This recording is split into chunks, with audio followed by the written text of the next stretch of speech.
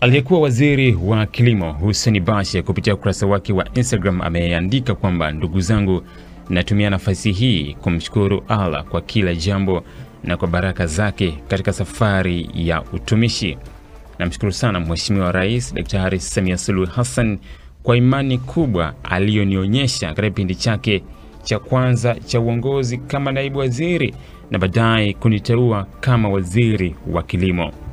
Ni heshima niliyothamini kwa moyo wangu wote na ninaendelea kuwa mwenye shukrani kwa nafasi hiyo ya kuwatumikia Watanzania.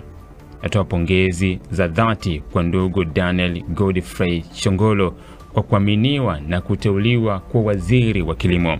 Namfahamu kama mkulima na mzalendo. Nina uhakika atamsaidia Mheshimiwa Rais kutimiza matarajio ya Watanzania. Vile vile nampongeza ndugu yangu David Silinde kwa kuendelea kuaminiwa kama naibu waziri.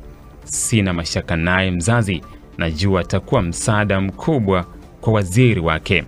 Nashukuru pia watumishi wote wa Wizara ya Kilimo kwa ushirikiano wa hali ya juu mlionipa katika kipindi cha miaka 6.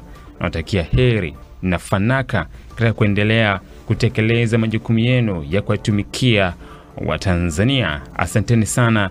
Landslide, turudi shambani, ameandika aliyekuwa waziri wa kilimo Hussein Bashe.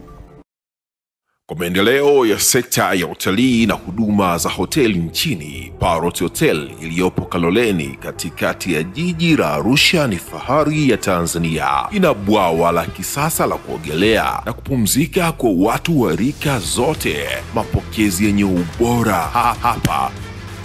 Utapata kahawa safi na vinywaji baridi vya kila aina. Lifti za kisasa za kupeleka kwenye floor 13 zenye vyumba zaidi ya 100. Vyumba vya kulala vyenye mazingira salama na tulivu, vyenye joto la upendo na baridi ya starehe. Kumbi za mikutano zenye vifaa vya kisasa, mazungumzo ya kitaifa na kimataifa. Sehemu nadhifu ya chakula yenye kuleta hamu, vyakula vyenye viwango vya ubora wa afya. Baada ya uchovu wa kutwa nzima, kuna baa ya kipekee kwa jioni yako ya kukumbukwa. Karibu Parrot Hotel kuonja ladha mpya ya maisha.